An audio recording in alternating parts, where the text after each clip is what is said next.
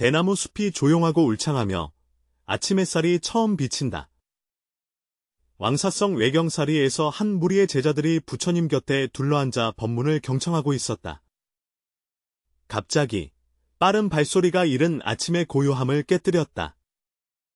한 청년이 경사에 뛰어들었는데 옷차림은 흐트러지고 얼굴은 초췌하며 눈에는 절망과 혼란이 가득 차 있었다. 존경합니다. 제발 저를 구해주세요. 내 인생에는 이미 희망이 없습니다. 젊은 사람이 목이 메어 말했다. 이 젊은이의 이름은 남타이며 그는 왕사회성이라는 부유한 상인의 아들이다. 평소에는 옷과 음식에 걱정이 없고 생활이 풍족했으나 지금 이 순간은 몹시 처량하여 현장에 있는 제자들 모두가 무심코 쳐다보지 않을 수 없었다. 부처님께서 자비롭게 그를 바라보시며 말씀하셨다. 남타여, 무엇이 너를 이토록 고통스럽게 하는가? 남자가 머리를 들었고 눈에는 눈물이 가득했다. 석존이시여, 제 아버지는 저에게 그의 사업을 물려받도록 강요하시고 다른 상인의 딸과 결혼하도록 혼사를 정해주셨습니다. 그러나 나는 장사에 전혀 관심이 없고 나의 열정은 음악과 시에 있다. 그리고 나는 이미 한 명의 가수 여자에게 사랑에 빠졌으며 우리는 서로를 알고 사랑하게 되었다. 그는 깊이 숨을 들이쉬고 계속 말했다. 어제 나는 용기를 내어 아버지께 내 생각을 말씀드렸는데 아버지는 몹시 화를 내시며 만약 내가 그의 뜻을 따르지 않는다면 절대로 집 문을 다시는 들어오지 말라고 하셨다. 존자여, 저는 어떻게 해야 합니까? 왜 운명이 이토록 불공평하여 이런 가정에 태어나 이런 선택을 해야만 합니까? 남타, 부처님은 평온하게 입을 열어 당신의 질문에 답하기 전에 한 가지 이야기를 들려주고자 합니다. 대전 전체가 순식간에 고요해졌고 모든 사람들이 집중하여 경청하였다. 옛날에 두 형제가 있었는데 형은 선재라고 하고 동생은 복덕이라고 불렀다. 그들의 아버지는 기술이 뛰어난 목수였고 임중은 기꺼이 그것을 받아들였으나 복덕은 상업에 대한 열망이 생겨 다른 길을 모색하기로 결심했다. 형제가 헤어진 후 선재는 가업을 지키며 초기의 생활이 매우 어려웠다. 복덕은 저축한 돈을 들고 외출하여 장사를 했는데 곧 큰 재물을 얻게 되었다고 한다. 선재는 종종 밤이 깊고 세상이 조용할 때 혼자서 자신의 선택이 잘못되었는지 의심하곤 했다. 하지만 운명의 수레바퀴는 예상치 못하게 돌았다. 어느 날 왕의 수레가 마을을 지나다가 갑자기 고장이 나자 동행한 목수들은 모두 어찌할 바를 몰랐다. 마을 사람들은 선재를 추천했고 그는 뛰어난 기술로 금세 차대, 프레임워크를 수리했다. 왕은 크게 감탄하며 그를 궁으로 초대하여 왕실 목수로 임명하였다. 선재의 생활은 이로 인해 완전히 변하여 의식에도 걱정이 없을 뿐만 아니라 자신이 사랑하는 기술이 존중받아내면 깊은 만족을 얻었다.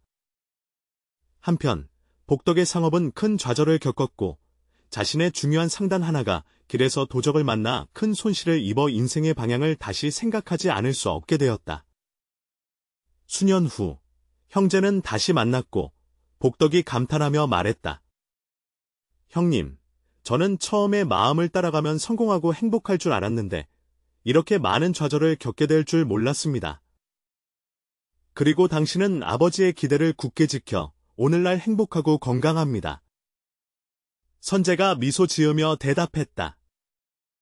동생이여, 우리의 행복은 누구의 기대에 따르는 데 있는 것이 아니라 내면의 진실된 부름에 순응하는 데 있단다.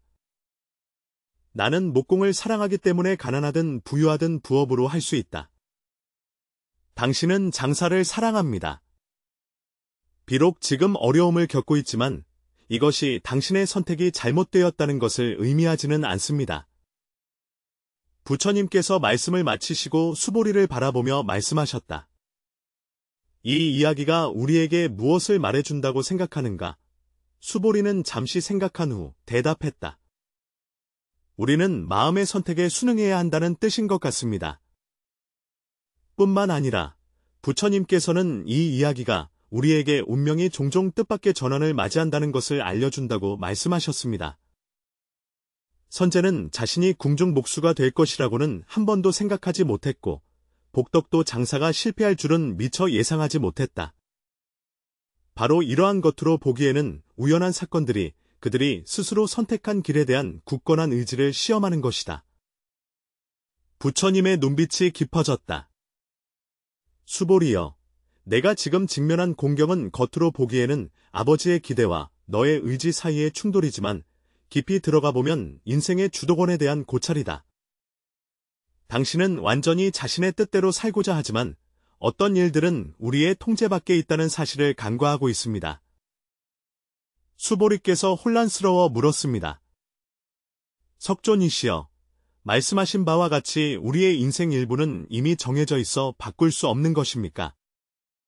부처님은 살며시 고개를 끄덕이셨다.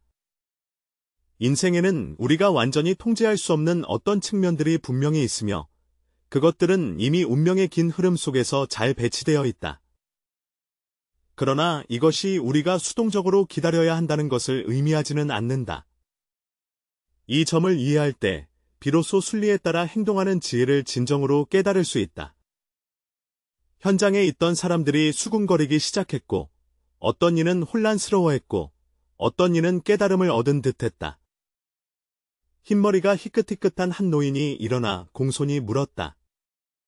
세존이시여, 인생에서 도대체 어떤 일들이 이미 미리 정해져 있는 것입니까? 우리는 인명과 쟁취 사이에서 어떻게 균형을 찾아야 할까요? 부처님께서 두루 살피시니 이 노인뿐만 아니라 법당 안의 거의 모든 이들이 기대에 찬 표정을 지니고 있음을 깨달으셨다. 이 문제는 사람들의 내면 깊숙한 곳에 있는 호기심과 불안을 건드린다. 결국 모든 사람은 운명과 자유의지의 저울 위에서 갈등을 겪었고 모두 생명의 신비를 알고 싶어한다. 이것은 중요한 문제입니다. 부처님께서 말씀하시길 제가 여러분에게 인생에 관한 깊은 진리를 밝혀드리겠습니다. 인연이 있으면 반드시 결과가 따른다. 부처님의 목소리가 대나무 숲 사이로 울려 퍼지니 인생이라는 여정은 이미 인과의 그물로 3대 중대한 일이 완성되어 있어 인간의 힘으로는 바꿀 수 없음을 알게 된다. 수보리께서 급히 여쭈시되 세존이시여, 이 세 가지 일이 과연 무엇입니까? 그것들을 알게 된다면 나는 지금의 고통에서 벗어날 수 있을까? 부처님은 두 눈을 반쯤 감으시고 우주의 진리를 관조하시는 듯하다. 이 세 가지는 모든 사람의 운명 궤적을 지배하며 그것들을 이해하는 것은 당신이 인생을 바라보는 방식을 근본적으로 변화시킬 것입니다. 수많은 사람들이 일생을 다해 운명에 맞서 싸우지만 정작 자신이 헛되이 천지의 이치를 거스르고 있음을 알지 못한다. 석종께서 천천히 손을 들어 세 손가락을 차례로 펼치셨다. 이 세 가지는 운명으로 정해진 일로서 첫째는 당신의 출신, 둘째는 당신의 수명 길이, 셋째는 당신이 일생 동안 반드시 겪어야 할 중대한 고난과 전환이다. 중림 속의 고요함은 잠시 지속되다가 곧 낮은 목소리의 토론으로 터져나왔고 여러 가지 의문, 놀라움, 그리고 깨달음의 표정이 사람들 얼굴에 떠올랐다. 석종께서 손을 들어 모두에게 조용히 하라는 신호를 보내시고 계속해서 설명하셨다. 우선 출생에 관해서는 누구도 자신이 어떤 가정이나 어떤 환경에서 태어날지를 선택할 수 없다. 왕자로 태어난 이는 왕과 후궁을 싫어한다고 농가에 태어나는 것을 선택하지 않고 거지가 굶주림을 견디지 못해 부유한 집안에 태어나는 일도 없다. 이것은 전생의 인연에 의해 결정된 것이며 현세에서 바꿀 수 없는 것이다. 난타는 고개를 숙이고 깊이 생각했다. 내가 상인 가정에서 태어난 것은 이미 운명에 의해 정해진 것이다. 부처님은 자비롭게 그를 바라보며 말씀하셨다. 태어남은 스스로 선택할 수 없지만 인생의 길은 무수히 많다. 출신은 당신의 출발점을 결정하지만 당신의 종착점을 정의하지는 않습니다. 당신은 아버지의 배치를 받아들일 수도 있고 자신의 꿈을 따를 수도 있습니다. 이것이 당신의 자유입니다. 어떤 선택을 하든 반드시 그에 상응하는 인과를 마주해야 한다. 한 젊은 제자가 참지 못하고 물었다. 석존이시여, 만약 우리가 태어날 환경을 선택할 수 없다면 우리는 현실에 만족하며 변화를 추구하지 않아야 한다는 뜻입니까? 부처님께서 미소 지으며 대답하셨다. 정반대입니다. 태어남은 선택할 수 없기에 우리는 오히려 후천의 선택권을 더욱 소중히 여겨야 한다. 씨앗이 처음 떨어질 곳을 선택할 수 없지만 자라는 방향을 통해 햇빛을 찾을 수 있듯이 출생의 한계를 이해하는 것은 스스로를 제한하기 위함이 아니라 자신에게 가장 적합한 성장의 길을 찾기 위함이다. 두 번째, 수명의 길고 짧음에 관하여. 생명은 등불과 같아서 반드시 꺼지는 등불이 있으며 각자 정해진 시간이 있다. 어떤 사람은 일찍 세상을 떠나기도 하고 어떤 사람은 이미 그때가 정해져 있기도 하다. 이 또한 전생의 인연에 의해 정해진 것으로 인간의 힘으로 완전히 바꿀 수 없다. 한 노신자가 일어나 물었다.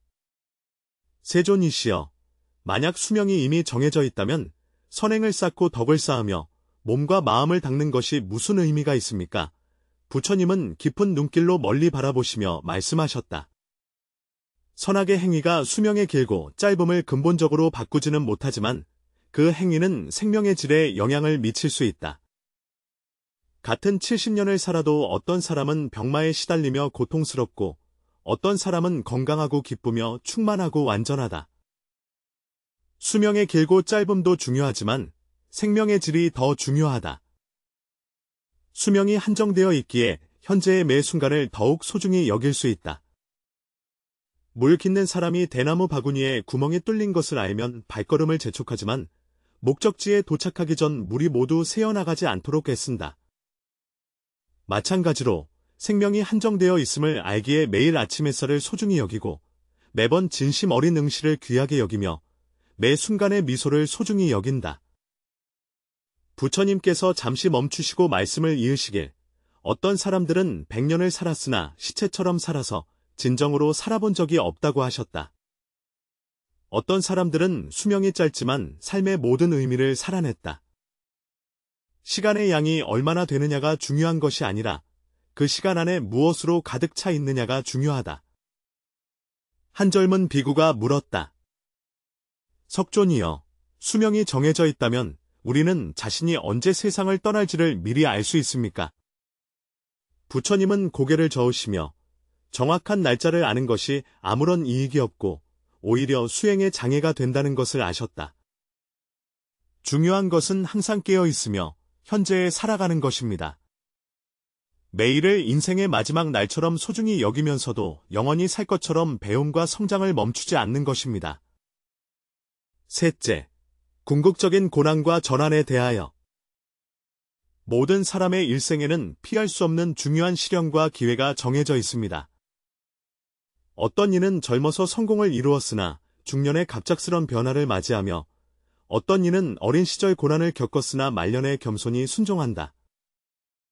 이러한 중요한 전환점들은 종종 인생에서 가장 소중한 교실입니다. 남타가 물었다. 석존이여, 지금 내가 직면한 고난도 역시 운명에 정해진 시험이라는 말입니까? 바로 그렇습니다. 부처님께서 자비롭게 말씀하셨습니다. 그러나 운명은 내가 반드시 이 시험을 마주해야 한다는 것이지, 내가 그것에 어떻게 대응해야 하는지는 아닙니다. 같은 시련에 직면하여 어떤 이는 굴복을 선택하고, 어떤 이는 저항을 선택하며, 어떤 이는 지혜로운 협상과 조화를 선택한다. 각각 얻는 과보도 다르다. 두 사람이 같은 폭풍을 만나도 한 사람은 길을 잃을 수 있지만 다른 한 사람은 새로운 항로를 발견할 수 있다. 고난 그 자체는 좋고 나쁨을 구분하지 않으며 중요한 것은 우리가 어떻게 반응하는가에 달려있다. 당내는 깊은 사색의 침묵에 잠겼고 모두가 심오한 가르침을 소화하며 자신의 인생 경험과 대조하고 있었다. 어느 상인이 일어나 물었다. 세존이시여, 만약 세 가지 큰 일이 이미 정해져 있다면 우리의 선택은 무슨 의미가 있습니까? 부처님은 미소 지으며 그를 바라보셨다. 한 화가가 캔버스와 물감, 그리고 주제를 받았다고 상상해보자. 이 모든 것은 이미 정해진 것이다. 그러나 그가 어떻게 구도를 짜고, 어떻게 색채를 사용하며, 어떻게 표현하는가는 무수한 가능성이 있다. 운명은 우리에게 틀을 주었지만, 그 틀 안에서 무엇을 창조할지는 우리의 자유이다. 이 세 가지 이미 예정된 일을 알아차리라. 여러분이 운명의 배정을 수동적으로 기다리라는 것이 아니라 흐름에 따라 지혜롭게 나아가야 함을 이해하라는 뜻입니다. 순응하여 행한다는 것은 무엇인가? 그것은 운명과 무의미한 싸움을 하지도 않고 운명의 배치에 완전히 굴복하지도 않으며 운명의 밑그림을 분명히 인식한 전제하에 자신의 주관적 능동성을 충분히 발휘하여 가장 현명한 선택을 하는 것을 말한다. 항해하는 사람처럼 바람의 방향을 바꿀 수는 없지만 돛의 각도를 조절하여 바람의 힘을 이용해 목적지에 도달할 수 있다. 바람의 방향은 운명으로 정해져 있지만 돛을 조절하는 것은 너의 자유이다. 한 젊은 비구니가 물었다. 석존이시여, 어떤 곤란한 상황을 받아들여야 하고 어떤 상황은 노력하여 바꿔야 하는지 어떻게 판단합니까? 부처님께서 대답하셨다. 이것은 지혜로운 분별이 필요하다. 온 힘을 다해도 바꿀 수 없는 것은 받아들여야 할 것이다. 노력을 통해 변화할 수 있는 것은 마땅히 힘써 나아가야 할 것이다. 그러나 더 중요한 것은 받아들이든 싸우든 상관없이 마음의 평정과 기쁨을 유지하는 것이다. 득실과 성패는 모두 수행이다. 강물이 큰 산을 만났을 때 고집스럽게 부딪히지 않고 우회하는 것을 선택하지만 완고하게 막아서 흐름을 멈추지도 않는다. 그는 현실을 받아들이면서도 새로운 길을 모색하며 결국에는 큰 바다로 합류하게 된다. 남타는 공손히 물었다. 석존이시여, 아버지의 기대와 나의 뜻 사이에서 어떻게 순리대로 나아가야 합니까? 부처님은 자비롭게 그를 바라보시며 말씀하셨다. 내가 세 가지 물음을 깊이 생각해야 하느니라. 첫째, 당신의 음악과 시에 대한 사랑은 단순한 일시적인 흥미인가요? 아니면 평생의 사명인가요? 둘째, 당신은 가업을 완전히 포기하지도 않고 자신의 취미를 억누르지도 않는 융합의 길을 생각해 본 적이 있습니까? 셋째, 당신은 자신의 선택에 대한 모든 결과를 달거나 쓰거나 온전히 감당할 의향이 있습니까? 남타는 오랫동안 깊이 생각한 후 마침내 고개를 들었고 그의 눈에는 단호한 빛이 반짝였다. 석존이시여, 저는 깨달았습니다. 나는 내가 상인 가정에서 태어난 사실을 바꿀 수는 없지만 이 사실을 받아들이는 기반 위에서 가족 관계를 유지하면서도 내가 사랑하는 길을 추구할 수 있는 길을 찾을 수 있다. 나는 아버지와 솔직하게 대화하여 음악과 시가 또한 가치를 창출할 수 있음을 증명할 시간을 달라고 요청할 것이다. 동시에 저는 기본적인 상업 지식도 배워서 가문의 사업이 완전히 쇠퇴하지 않도록 할 것입니다. 결혼에 관해서는 아버지께 제 감정을 고려해 주시길 부탁드리겠지만 동시에 가문의 이익도 존중하여 양측이 모두 수용할 수 있는 해결책을 모색하겠습니다. 부처님은 만족스럽게 고개를 끄덕이며 선제한다. 이것이야말로 진정한 수능임을 말씀하셨다. 당신은 맹목적으로 굴복하지도 않고 무조건 대항하지도 않으며 현실을 받아들이는 바탕 위에서 지혜로운 중도를 찾고 있습니다. 대나무처럼 스스로 자랄 토양을 선택할 수는 없지만 위로 어떻게 뻗어나갈지는 스스로 결정할 수 있다. 그것은 강한 바람과 거세게 맞서지 않고 휘어져도 부러지지 않으며 외부의 힘의 본성을 바꾸지 않지만 바람에 따라 춤을 춘다. 이것이 바로 강요병진, 강요병제의 지혜이다. 한 노인이 물었다.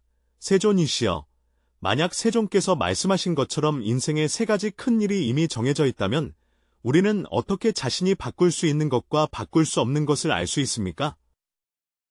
부처님께서 미소 지으며 대답하셨다. 이것은 수행과 관조가 필요합니다. 내면이 점점 고요해지고 지혜의 눈이 점점 밝아지면 무엇이 덧없는 구름과 연기인지, 무엇이 뿌리 깊은 것인지를 점차 분별할 수 있게 된다. 마치 경험 많은 농부가 흙과 날씨의 미세한 변화를 통해 풍작이나 흉작을 미리 예측할 수 있는 것과 같으며, 노련한 어부가 수면의 작은 물결로 깊은 곳의 조류를 판단할 수 있는 것과 같다. 이러한 분별력은 삶의 경험과 내면의 자각에서 비롯되지만 모두에게 도움이 될 수 있는 간단한 방법이 하나 있습니다. 어떤 일로 계속 힘들어하면서도 변화가 없을 때 잠시 멈추어 스스로에게 물어보라. 이것이 내 운명에 정해진 시련인가? 그렇다면 그것에 저항하기보다는 어떻게 그로부터 배우고 성장할 수 있을지 생각하는 것이 낫다. 젊은 비구 한 분이 물었다. 석존이시여, 만약 삼결 대사가 이미 정해졌다면 수행은 무슨 소용이 있습니까? 부처님의 눈빛은 깊어졌으며, 수행의 목적은 운명의 기본 구조를 바꾸는 것이 아니라 그것을 초월하는 것이다. 새가 중력의 존재를 바꿀 수는 없지만 날개를 펼쳐날아 넘을 수 있는 것과 같다. 수행은 우리로 하여금 진정한 자유가 외적인 상황의 변화를 통해서가 아니라 내면의 마음가짐의 전환에 있음을 깨닫게 합니다. 궁궐에 있든 초가집에 있든, 수명이 길든 짧든, 순경을 만나든 역경을 만나든 항상 내면의 평정과 기쁨을 유지할 수 있다. 이것이야말로 궁극적인 해탈이다. 한 방울의 물방울이 바다의 짠맛을 바꿀 수는 없지만 그 물방울은 햇빛을 반사할지 아니면 먼지를 반사할지를 선택할 수 있다.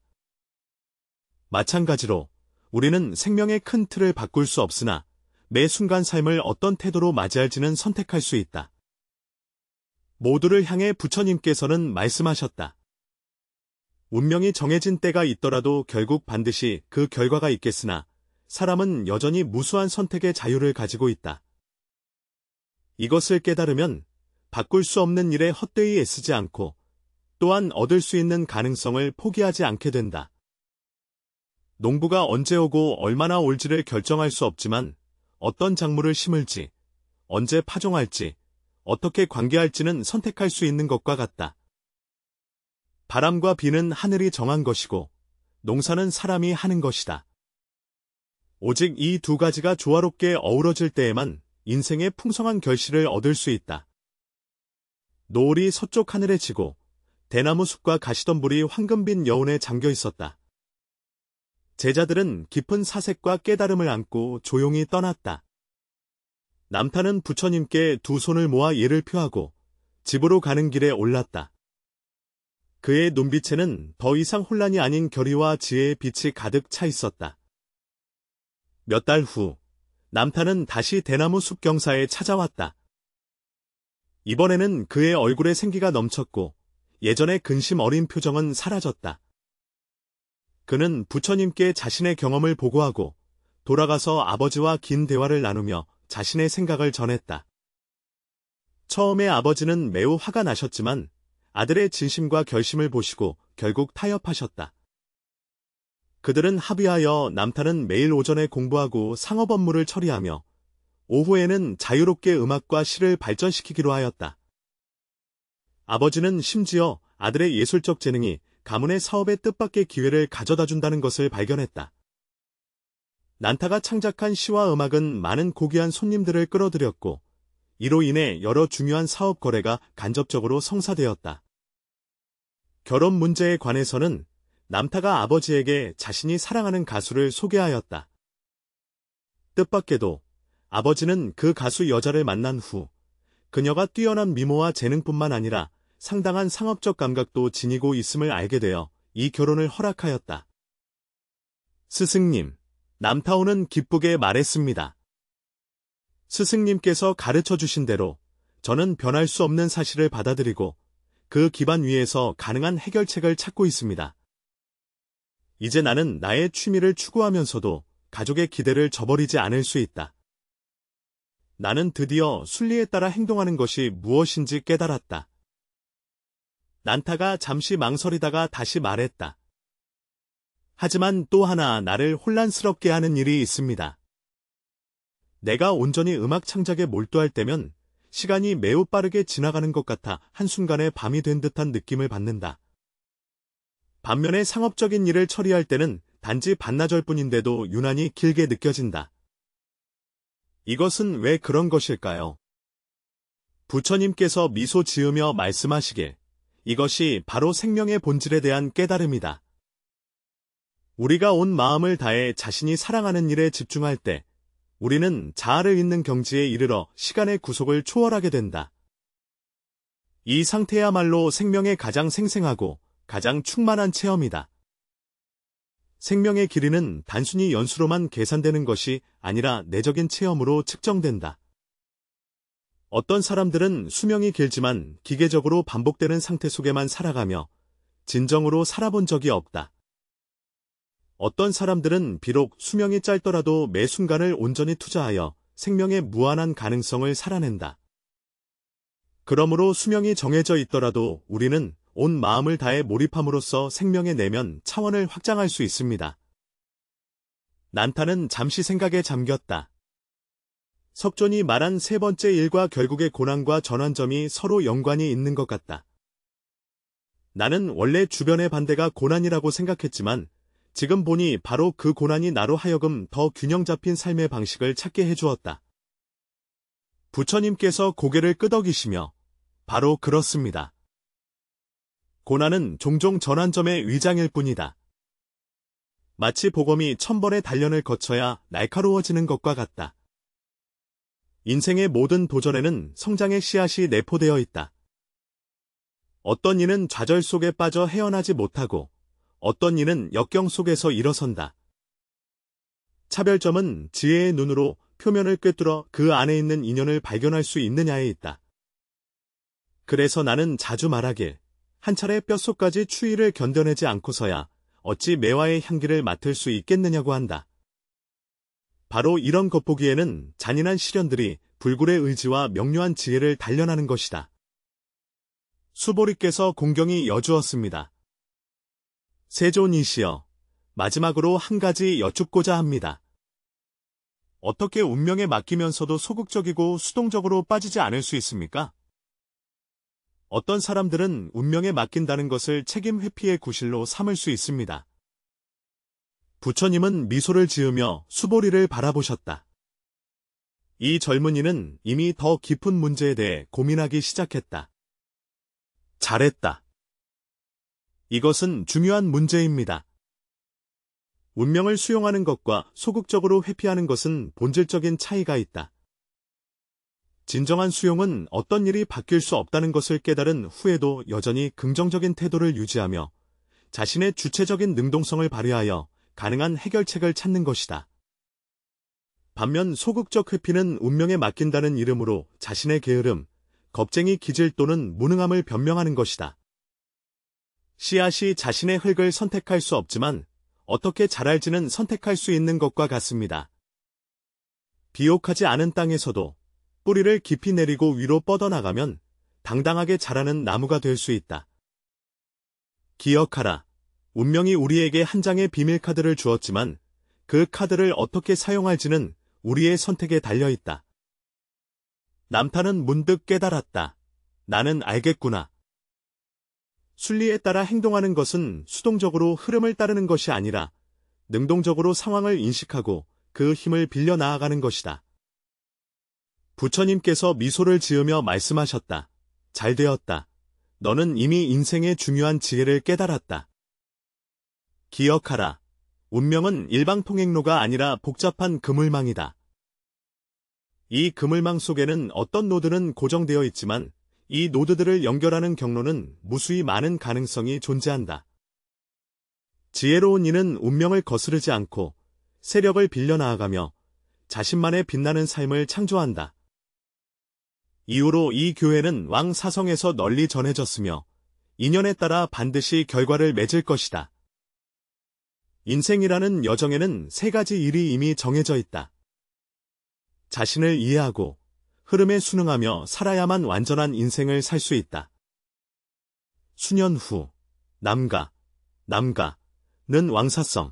왕사성에서 가장 존경받는 상인 중 한 명이자 성스러운 이름으로 알려진 시인이 되었다. 그의 상점은 번창하고 그의 시는 사방에 전해진다.